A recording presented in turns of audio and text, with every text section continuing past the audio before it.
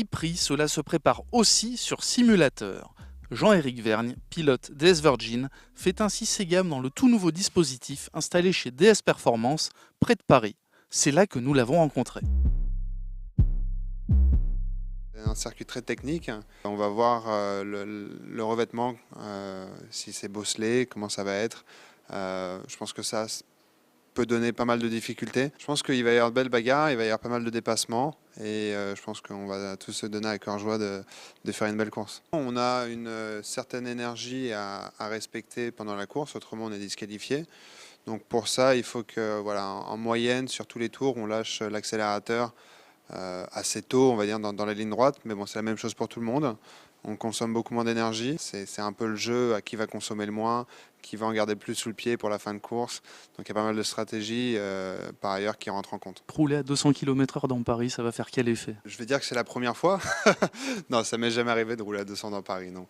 Je pense que ça va être incroyable. Rouler en monoplace dans les rues de Paris, faire une course, va être, je peux pas dire que c'était un rêve parce que c'était complètement inespéré, mais ça va être vraiment quelque chose d'extraordinaire. Je pense que je suis le seul Parisien de la course, mais c'est une certitude que ça va me donner. J'espère que ça va me donner des ailes et faire plaisir aux Parisiens, essayer de faire leur retentir la Marseillaise serait quelque chose d'extraordinaire.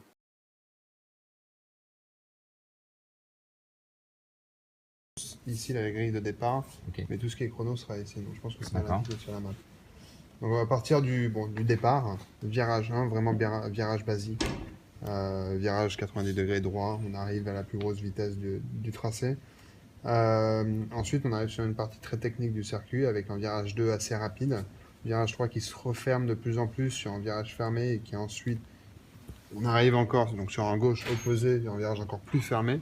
C'est vraiment une bonne ligne à avoir dès le virage 3 pour passer tout ce complexe-là correctement. Virage 6, virage très rapide, mais arrivant sur un virage le plus serré du circuit, qui conditionne toute la ligne droite.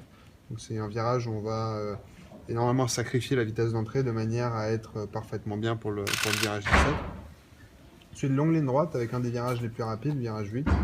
Donc quand même un gros frein. On va sortir vraiment tout proche du mur ici pour essayer de vraiment garder plus de vitesse minimum. Virage 10, virage presque à fond, mais ça ne l'est pas parce qu'il faut qu'on vienne très rapidement bien se passer pour le virage 11. Et ensuite, on arrive sur la partie encore la plus technique, une des plus parties techniques du circuit, où il y a l'entrée de la pit lane. Voilà, virage 11-12, virage assez long. Il faut bien rester collé contre le mur pour que le virage 7, voire le 13, on ressorte le plus vite possible. Et ensuite, le dernier virage, qui est le virage le plus rapide du circuit. On a juste un peu à lâcher l'axel et en essayant de garder le plus de vitesse mini pour prendre le moins de temps possible, évidemment. Voilà un tour des Invalides.